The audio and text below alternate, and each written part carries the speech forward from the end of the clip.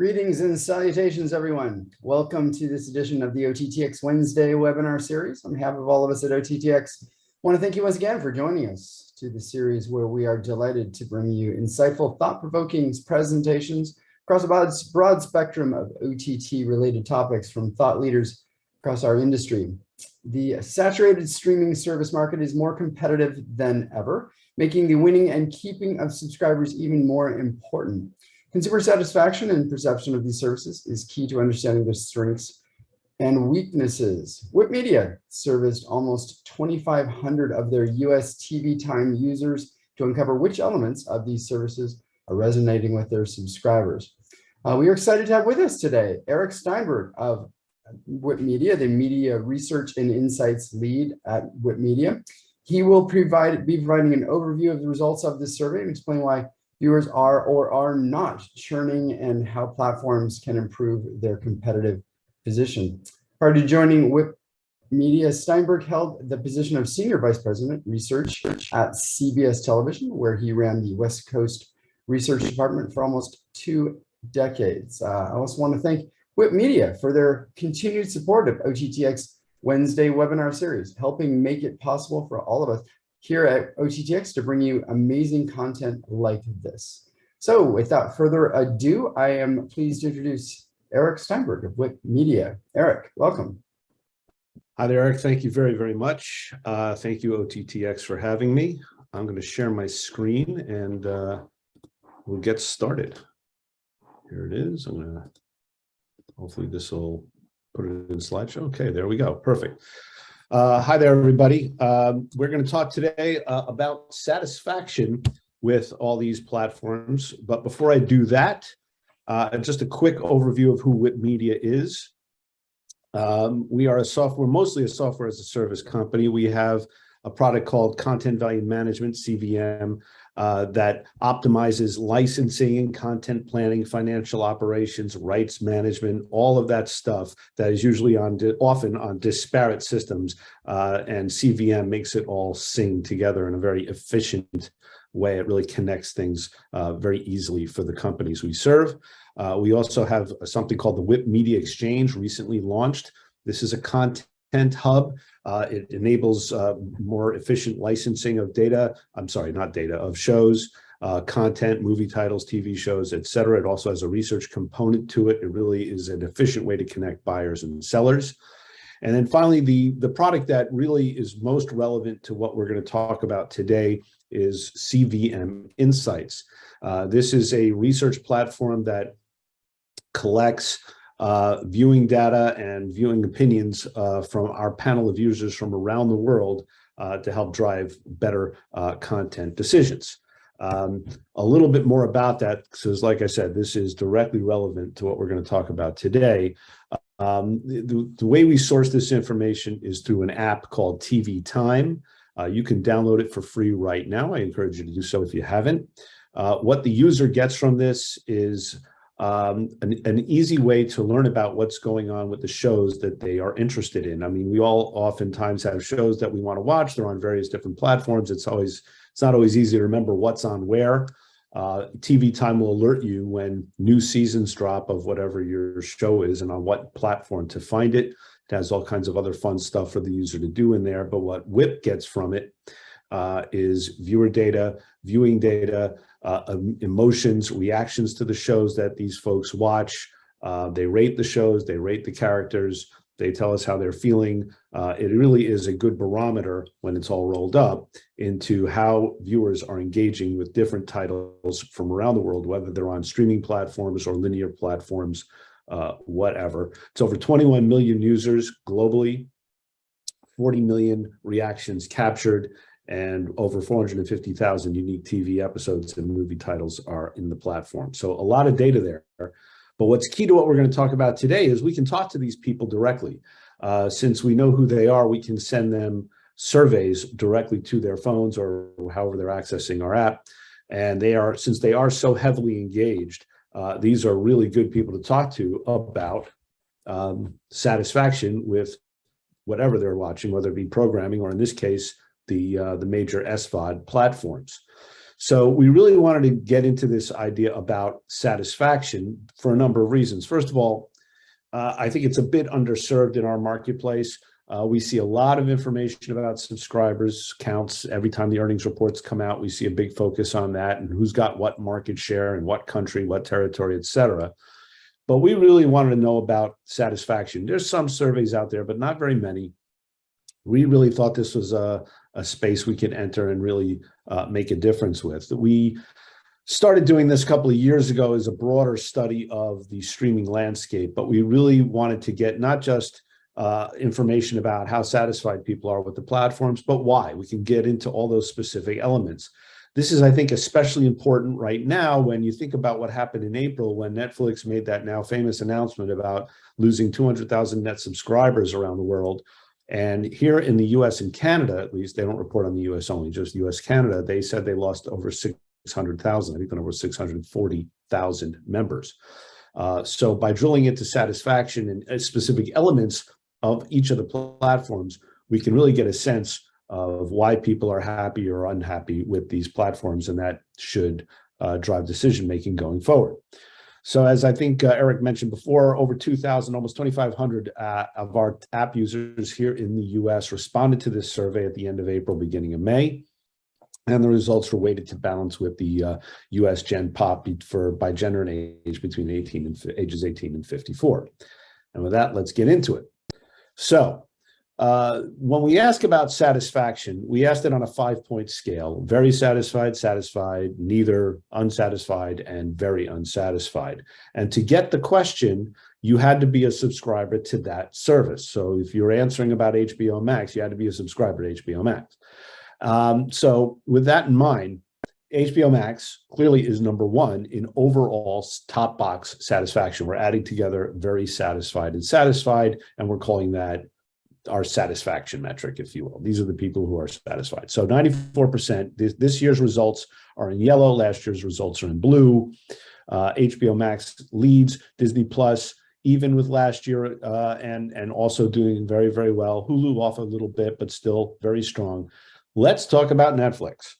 Netflix is now in 4th place on this. Last year, they were a close second to HBO Max. We were a little surprised there that HBO Max had done so well. But Netflix was clearly very high at 90%. But they've lost 10 percentage points this year in overall satisfaction. They're now in 4th place instead of a close number 2. So who made big gains? Apple TV Plus. They're up 14 points on this to 76%. They were dead last in last year's survey, and you can see that they have now moved ahead of a big player like Amazon. So interesting to see that there are some dynamics here year to year. Then we asked, okay, you can only keep one service. Which one do you keep? What's the indispensable service? So last year, Netflix led on this easily at 41%. They were the indispensable service, and they were ahead of Hulu, which was in 2nd place, by 20 points. Netflix is still the leader here, but they've dropped 10 points, just like they did in overall satisfaction. And now the 2nd place service, HBO Max, is only 12 points behind, not 20. So there's definitely a narrowing here of how competitive these things are, at least as reflected in this measurement. Also, it is interesting to point out that HBO Max did make some nice gains on this. They moved up from 13 up to 19% on this. Disney Plus also moved up 5 points. What is interesting here is if we were to filter this just for respondents who have kids in the home, Disney Plus's number would go from 14 to 18, and they would be in 2nd place, just ahead of HBO Max. I think HBO Max dropped maybe 1 or 2 points. Nobody else moved more than 1 or 2 points when we applied that filter. Only Disney Plus was the one that made a big move at 4 points, which of course makes sense. So now let's try to get into the whys behind these big, high level, if you will, questions and movements. So first, we asked about the quality of content. Now, we divided content into 3 broad categories: original series, library series, and quality of the movies. And again, we're just asking about satisfaction here on quality. And HBO Max leads pretty much across the board here on all 3 categories. This is ranked, by the way, on quality of original series. That's why you're seeing the rank order that you see. Skip Apple TV for a moment, and you can see that Disney Plus is very competitive with HBO Max on all three of these, a little behind them in terms of quality of originals, but everything else very, very close. Netflix is in fourth place here on a quality of original series, and they dropped some on and their quality of library and movies are not nearly really where HBO Max and Disney Plus are. And keep that in mind as we move through this. I'll talk a little bit about Apple TV. Apple TV had that big move in satisfaction, and you can see it is largely, if not solely, based on the quality of their original programming, how the consumer has perceived the quality of their programming. It is now at 84%. That's tied with Disney Plus for second, and it is ahead of Netflix, albeit by only a little, but it is ahead here. Of course, Apple TV doesn't have much of a library, and that is reflected here. They don't have a huge movie selection, which is also reflected here. Again, that one could argue that's not necessarily an indication of quality, although it does reduce their opportunity to get quality stuff. But I think, still it creates a certain perception in the viewer's mind, and therefore they're lower on these things. I thought it was interesting to look at Amazon here. Amazon is pretty far down the list here on quality of original series and the quality of the movies and even their library, which I thought was odd because they have a huge library. They have a lot of titles. They've been around almost as long as Netflix. They're the second oldest streaming service. And yet they are not really, their perception with the consumer is not nearly as strong as some of the newer players. Then we asked, again, sticking with our same content categories, we asked about the variety. Is there enough different stuff for you to find there? And this, I think, does speak to the size of your library. So again, HBO Max looks very strong here. Netflix moves up the list because of the variety of their original programming. Their library and movies do okay, but again, they are behind HBO Max and Disney Plus. Apple TV Plus, again, I think they're getting a bit of a halo effect here because they don't have a huge amount of original programming, but I guess people are, based on its quality, they feel like they do. Excuse me, sorry. And of course, their library, like we said, is pretty thin, and they score low on that. Hulu does pretty well here on library because I think they're benefiting from all the programming on Fox that they have, and NBC and ABC, the broadcast networks here in the U.S. And again, I pointed Amazon. Amazon has a huge they had a huge library, a bigger library than anybody, even before the MGM acquisition.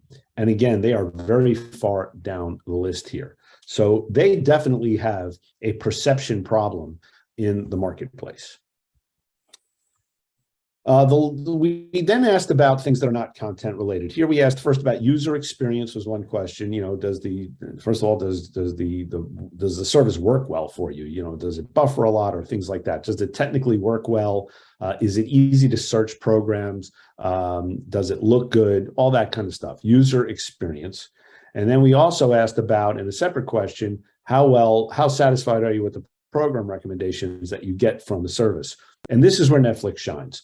Netflix is best in breed here across the board, particularly in user experience, but program recommendation as well. Actually, they have a bigger margin of victory there.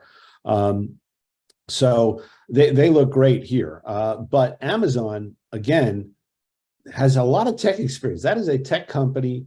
They are a data-driven company, and they have a lot of titles to recommend to folks. And yet, for whatever reason, their program recommendation satisfaction is very far down the list here. This is the slide that really knocked us off our feet. This is the value question. We asked, the way this question was phrased was, how satisfied are you with the value you get from the service? And this is what we see as sort of the programming to price value proposition, right? Are you getting what you pay for? And HBO Max, not surprising based upon everything else I've shown you here today, leads, and not surprising, Disney Plus is right there with them. The surprise is how low on this chart Netflix is. They're last. That is a shock considering how well, even though their programming was not necessarily as highly regarded as, say, Disney's and HBO Max's, it was certainly in the conversation. But yet when you look at it, when price is put into the equation, they fall to the bottom of the list behind everybody. Let's now, one other thing I want to point out here before I move to the next slide. This is based on top two box, very satisfied and satisfied added together. Now, when I used to test programs at CBS, we used top box, but the idea was if you ranked low on a chart like that, or like this one, and the producer saw that their show was not ranked very well, they thought, oh my God, everybody hates our show. And we would say, no, what you're looking at is just they don't love your show. They might be okay with your show. It might be in the middle of the pack of the responses, right? Maybe in that neither satisfied or unsatisfied type thing, but it's not necessarily hate. It's not a negative animus toward it. So we wondered, let's take a look at the bottom two box and see what we get. Now, before I move on, notice the difference between Netflix and Apple TV Plus here. It's only about 1 percentage point, right? And it's only 2 percentage points below Peacock. Statistically, these are probably all three in about the same place, right? Now let's go to the next slide. This is bottom two box. And this is not just an absence of love. There is some negativity here among the current Netflix membership. Notice also now, not only are they at, what is this, 20% on this, they're 8 points ahead of Apple TV Plus, the next highest competitor on dissatisfaction. Remember on the previous slide, it was only a 1 point difference. Here, it's an 8 point difference. And by the way, it's 5 times the difference with HBO Max at the opposite end of the scale. So they definitely have some members who are currently paying, but these people are vulnerable. They could go because they are not happy with the product, or at least the value proposition as it is. Speaking of, let's talk about the people who canceled. What was behind all those Netflix cancellations? The way we put this question to our group was, we listed all these potential reasons why somebody might cancel, and we also gave them an opportunity to write in something we didn't include. And they could choose as many as they want. They were not limited. They could choose 2 or 3 if they wanted. The number one answer on the board, you can see it there. 69% of the people who canceled Netflix in our survey did it because of the price increase in the first quarter. That was devastating for them. When you look at, now I want you to think about all those other slides I showed you. When you look at how people regard Netflix's programming, it's pretty good. Is it as good as HBO Max's? Are they as satisfied as those people? Are they as satisfied as the Disney Plus people?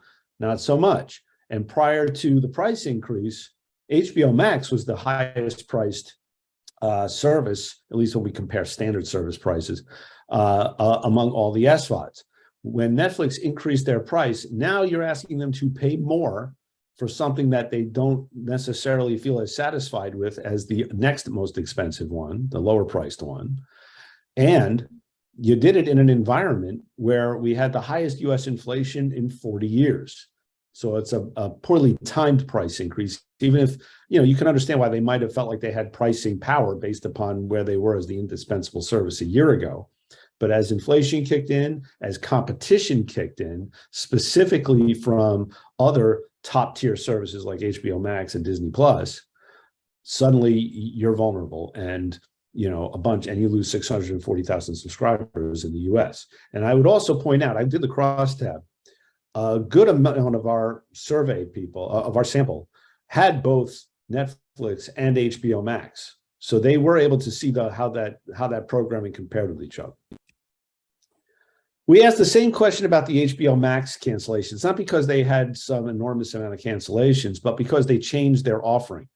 You may remember last year they had what they called Project Popcorn. This was the idea that they could have Warner Brothers movies that were premiering in theaters premiere on HBO Max on the exact same day.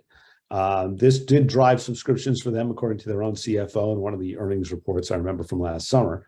But they stopped doing that at the end of 2021. So we made that one of the choices that they could pick when we asked this particular question. And you can see only 14% did. So not really that big an issue here. I mean, obviously for 14% it was, but there were bigger problems with like, I saw everything I wanted to see. I'm done. Thank you very much. And we go away. That was, I would say, obviously a much bigger issue. We had the same approach with Disney Plus. They had movies last year that you could pay a premium to watch a movie on the service as it was being released in theaters. They haven't done that this year, and only 5% canceled over that. Otherwise, it was again about, I saw everything I wanted to see. Thank you very much. I'm going to move on. So I'm about to show you something that's not in the white paper that we published, but we thought it was kind of an interesting thing to ask. We asked it in the same survey. We thought, are there titles in the last year that drove subscriptions? We also asked about what drove interest, but we really wanted to dig into what made people pull the trigger and buy a service for a particular title. And remember, this was asked about the way we phrased this was, is there an interest in the past year? Okay, so as you look at this, getting beyond the top three, look, Ted Lasso obviously had a big year, so that drove a lot of subscriptions for Apple.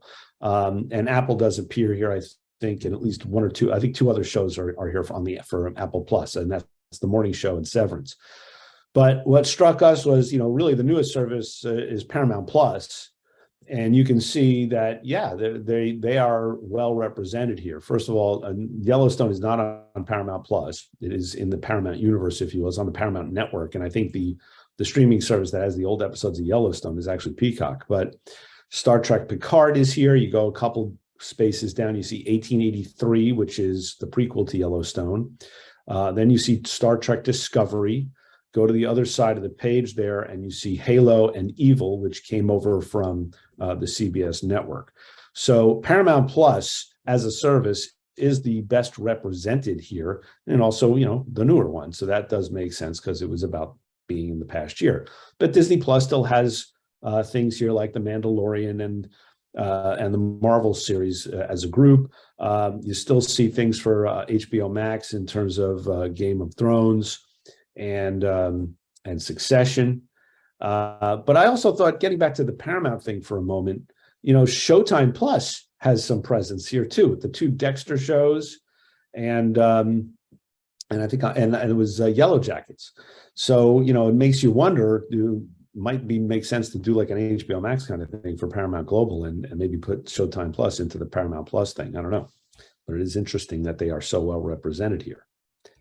So with that, I'll just leave it with the big takeaways here are that, look, Netflix, a lot of people are having fun trying to write their obituary over the last 2 months. I wouldn't do that. They're still a very potent brand. But they do have challenges.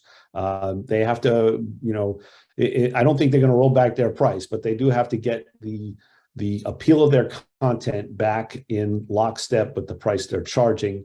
They have to realize that they are competing now against some pretty significant players here, doing things the way they do. So they have to get that into balance. HBO Max is firing on all cylinders, high satisfaction across the board. It did it last year. It's doing it this year.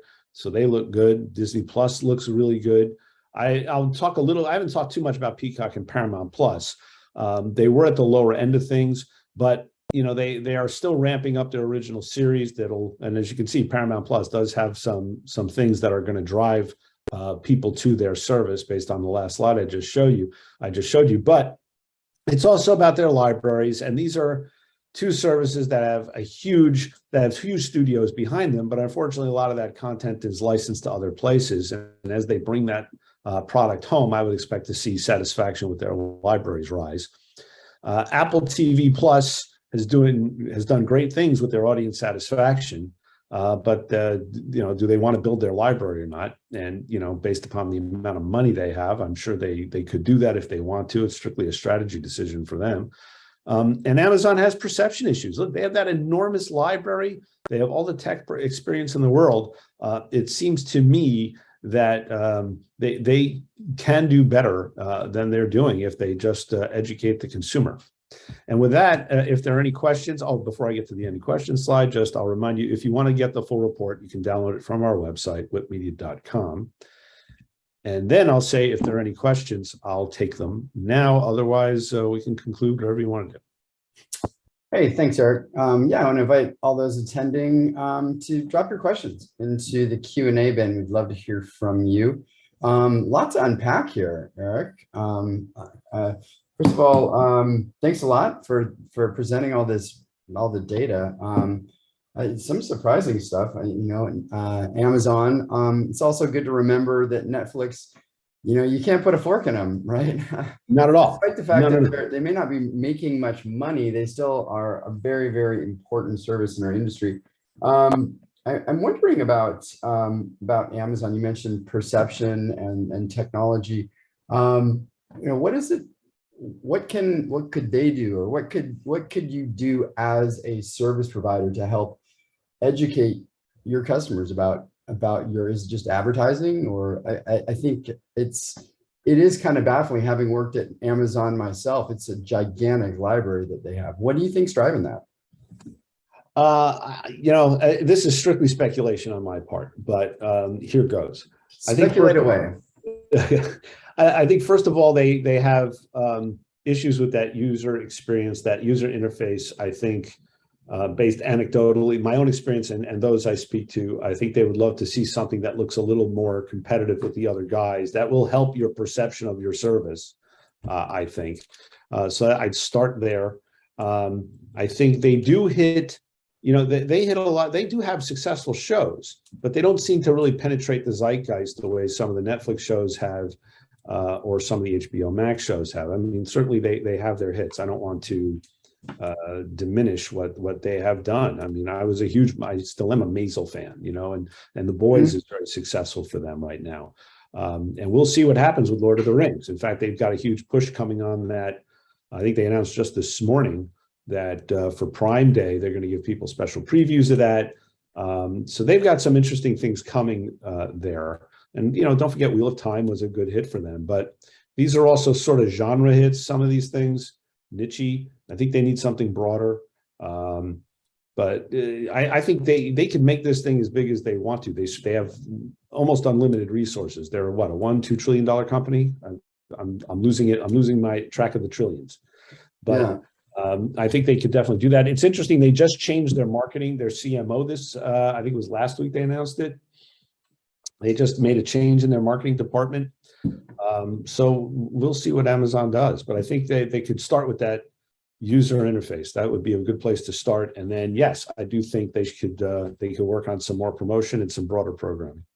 Yeah, it's been a while, I think, since they've had a real update to the UX. And there's one of the questions that you highlighted, that users or viewers really do see that as important in satisfaction. And Netflix does a good job with that in terms of recommendations. And despite all the data Amazon has, and Lord knows they have lots of it, they're not doing much with it in terms of recommendations, or at least as it's perceived by customers.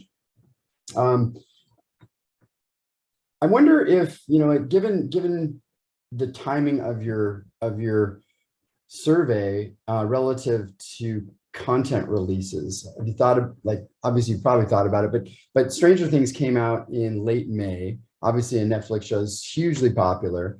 I wonder if those satisfaction numbers would have been higher for Netflix had the survey been done, in early June or something. And this goes for all services have kind of keystone content offerings. What are your thoughts about just the kind of ebb and flow of content? You might get kind of these Netflixers, geez, they're just spending all this money on this stuff, and then boom, Stranger Things comes out, and hey, I love Netflix, it's my favorite service. It's interesting you say that, because I thought that was my thought last year. We did this survey last year, and HBO Max came out so well. I thought, well, no kidding, because the Friends reunion had just dropped. Mm-hmm. And there was something else that had come out that was very popular. I can't remember what it was. I think they had just done a big movie, had just come out. I can't remember which title it was. So believe me, we think about those things. I think in this case, yeah, it was maybe not quite when Stranger Things was. It was about when Stranger Things was dropping, but it was also, I think, in the echo of Ozark, second half of that final season. It's hard to time it out, but I would think that, those things certainly do drive subscriptions when a big show comes along, but these are returning shows, unless people churned and then came back. I think that the questions were high enough level here that We didn't really, again, I would have expected, if anything, a much more positive result maybe for Netflix, because it was about when Stranger Things, I think, was dropping. What was the timing? Maybe I missed that. What was the timing of the No, survey? I don't exactly remember, so maybe I'm speaking out of turn. They launched that on late May 25th. Oh, then it was way ahead. We were a month ahead. I think it was more like the Ozark thing was sort of maybe wearing off. Yeah, maybe I'm wrong about that. Somebody could maybe. But I do think, look, but things did more or less jive with what we heard first quarter, and that was, they lost 640,000 subscribers in North America. We did see the reason why people dropped was basically the cost increase, and that the value is going down. So even if it's one title that we missed with Stranger Things, they've got to do that a little more often. You can't. You do have to deliver something a little more. And look, they release stuff all the time. Yeah, and it's about price. The thing that is about inflation, though, inflation affects everything. It drives the price of your box of cereal and your 6-pack and your fireworks and your gas and the costs of inputs to creating content for Netflix and everybody else. And why shouldn't it drive increases in the cost of subscriptions? Well, it could, but the other guys didn't go up. Netflix did, right. And that was and they decided to become the most expensive one. And if the other guys have compelling content too, if not arguably more content, depending upon who you are and how satisfied you are with it, you say, maybe I don't need Netflix, and I'll just stick with my HBO Max or Disney for now. Especially, Disney, I think, is $9.99 a month, and the ad-free tier for HBO Max is $15, $14.99. So, you make your choices. It's still competitive. Yeah. I mean, the thing is, it starts to become maybe a little bit of a war of attrition for a company like Netflix that aren't making money yet. If maybe they will, in terms of Netflix does make a profit. It's from what I understand, it's slim, but they do make a profit. They are profitable now. I think I read that yesterday. But we'd be cool to do that. I'd like to see that analysis of the economics of all these services. But the point I was going to make is that for Disney, for Apple, for Amazon, for HBO, they can do this for a long time on their streaming services without making money. They've got a lot in the bank, and with many of the services, it's strategic. Not even they may not ever need to make money for Apple and Amazon in streaming. Maybe that they can continue to maybe lose more in streaming, and maybe the point now where Netflix is feeling like content's really expensive and we're making a lot of it and we're not making enough money here. We need to increase revenues, and the real way to do that is to increase the price, which they're now not going to be able to do, I don't think, for quite some time. So they're going to have to find some other way to increase revenue. That means adding subscribers or reduce costs. Well, they're doing this. They've realized that they had to diversify their business, right? They were their business model was, okay, we're going to sell subscriptions. Thank you very much. We're done. Now they're talking about an ad-supported tier. So that's going to help raise revenue. They're going to get into gaming. They think, that can help raise revenue. Mm-hmm. Can they cut down on password sharing? They're trying an experiment right now in Latin America to see how that's going to go. But yeah, the other problem that they have is that the other guys, like you pointed out, are much more diversified already. What is Apple's strategy with Apple TV Plus?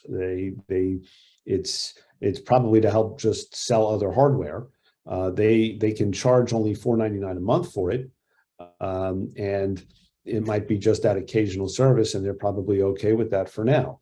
Amazon is a very, very successful business, regardless of how Prime Video does. Mm-hmm. you know, what, again, it's everything. I'm sure it's all about trying to drive people to buy more stuff on Amazon in general. In fact, their latest promotion, what are they? I think I don't think they're giving them away, but they're doing some big promotion with large screen TV sets to help promote NFL. What is it? The NFL this fall, and they're tying it in with previews of Lord of the Rings.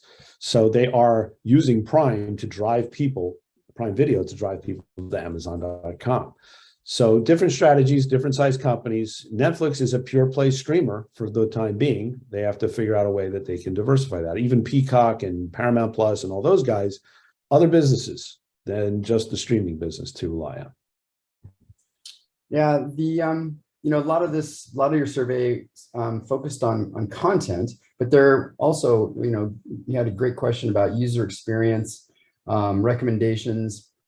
Is this fertile ground, do you think, for some of the services to, you know, there's a lot of, I think content is kind of dispersed pretty widely across all, in terms of the quality content, the shows and the movies that people really want to watch. Does user experience become a real lever that the services can use actually to retain, but to gain subscribers, and where might that go? I think it is to a certain extent. Look, it's still about content. You have the best shows, you have the best movies. You're for the right price, you're going to be the winner. But I do think, again, anecdotally, and even based upon some of the data I saw here in this survey, and in my own personal experience, I have Amazon Prime Video. I often don't, is usually not my first choice because I don't find it as rich an experience as going to Netflix or HBO Max. Although I think Netflix does have I agree with the survey in that to me, it's a very rich experience. So it becomes, maybe if I have an array of choices that I've subscribed to, I find myself gravitating to the one that has that user experience, and I'll try them first to see what they have there, unless I hear about some marquee title that I really have got to see on one of the other guys. Mm-hmm. Yeah, I think that's right. You know, it's with so much content out there, and actually so much great content out there, it's not so much about, do you have something I might want to watch? It's, can I easily find it? Am I going to get to it quickly? Mm-hmm. And yeah, I think that's, you know, over time, you might start finding that, you know, I'm not really using this service that much. And I keep going to this one because it's just easier to get there. If I'm cutting costs in my household, maybe that's the one, you know, that I might drop. I'm just not using it as much. Right. If you find that you're not going there, you say, well, why am I using this? Now, Amazon, the one thing Amazon has in its power that avoids that, you know, I probably would have done that with Amazon, except that we love some of the other benefits that you get with Prime. Mm-hmm. And that's what makes it such a sticky service. I mean, that's a good point. Do they really have to be? I mean, they're right in the middle of the road. Maybe that's the sweet spot. Maybe, you know, like if we're on top in terms of user experience and content, maybe we're overspending because we don't really need to be on top. We just need to we're just a reason to keep Prime. Right, but I think that, look, there's no doubt they want to be a compelling programming service. I don't think there's any doubt about that. But you know, I think that they would benefit by, they're not going to be shy about trying to make sure that people know about Amazon Prime Video, and they love to tout their numbers on Amazon Prime Video. I remember when Reacher launched, I think it was in early February, late January. It did very well for them. They were right out there with you know, all kinds of data about, well, it wasn't very detailed because none of these services are very detailed about their data that they release, but they mentioned that it was like one of the top launches in the history of the service. So they do love their successes. They want to succeed. Yeah, absolutely. Well, what about some of the I guess up and coming, I don't know if they're really, you call them up and coming, but Discovery was in there, and Peacock. What is it that they need to do to try to grow, and can they? I mean, eventually, does it just the cost of doing this become too great? And as inflation continues to increase and consumers continue to prune, do we start to see that pressure on some of those services that are, I guess, kind of consistently on the right side of your charts?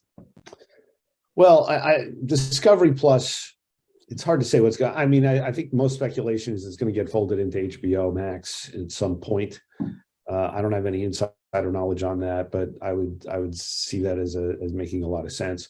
The only reason we even include them is because they did have about 20 million subscribers, which is about the threshold we put down to be in our survey.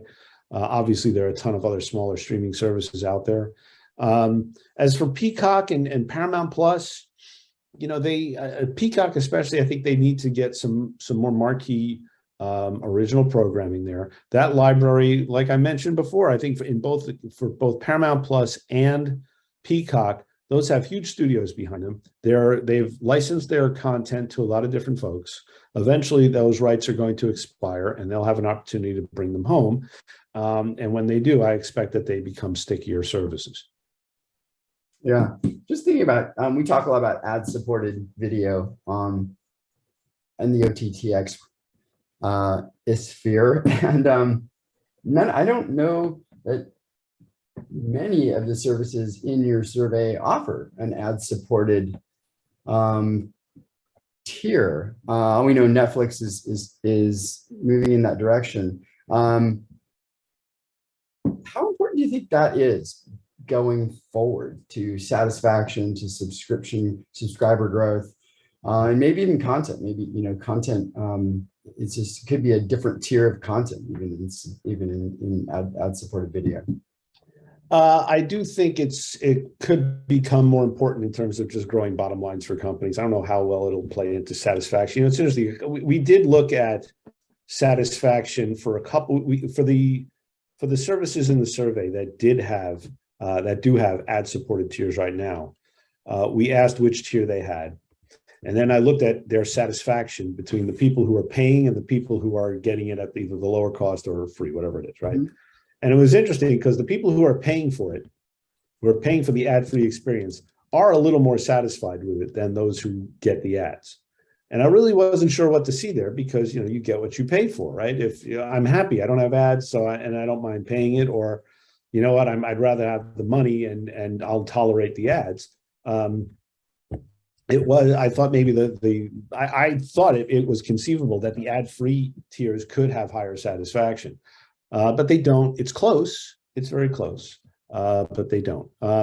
What is interesting is to compare the ad experiences between the services, and we have more data coming out on that soon, because there are some differences. I will tell you, HBO Max has the best experience out of all of them, because they limit the ads in their loads. I think they limit it to 4 minutes an hour, and the HBO shows, not the HBO Max originals, but the HBO originals, don't have any ads in them at all. So even if you're getting the ad-free, even if you're getting the ad-supported tier, you have an HBO show, it doesn't have ads in it. So they have a great experience. Yeah, that's well, that's I think maybe a good place for us to stop this morning with a little teaser for something that we might see from Whip Media, hopefully sometime soon. I want to say thanks again to Eric. Great presentation, super interesting data. I love it, and also remind everybody to reach out and check out the rest of that white paper. Very thank cool. you. And also thanks again to Whip Media for being a part of OTT.X and supporting the series and many of our events. Been great partners for OTT.X. Really appreciate their support. Thanks everybody for attending this morning. As always, the session was recorded and it's available on the OTT.X website at OTT.X.org very shortly. There's also a whole lot of other valuable videos and presentations from all our online events over the last year plus. So do go out there and check that out. Tell your friends about it as well. We've got some great events coming out I want to remind everybody about. First of all, we're going to be in New York City in just a few weeks on July 13th, actually, next week. Time is slipping by quickly, but we'd love to see you out there in New York at the OTT.X Summer Salon. They offer a fantastic opportunity to network with the community have open discussions on all things OTT, and strengthen the collective voice of this growing industry. This event is exclusive to OTT.X members and will take place from 6 to 8 p.m. at the Globe Pub in New York City. There's lots of ways to become an OTT.X member, so do check that as well out at our website. Space is limited and spots will be reserved on a first come, first served basis. So register right away for that. Next up on August 31st, we'll be kicking off the OTT.X Summit Market Conference and more. Two-day event takes place at LA Skirball Cultural Center and facilitates business discussions between content buyers and sellers, as well as a host of thought-provoking presentations and panels about the OTT industry. So you're not going to want to miss that either. You can find out about these and register for all our events at the OTT.X website at OTT.X.org. I'm going to drop the path to all of our event sites into the chat window right now, so you can check that out and head out there right away. That concludes today's webinar. Thanks again for joining us, and thanks again to Eric Steinberg and Whip Media for that great presentation. We'll see you all in a couple of weeks and maybe out in New York. Have a great rest of your day, everybody.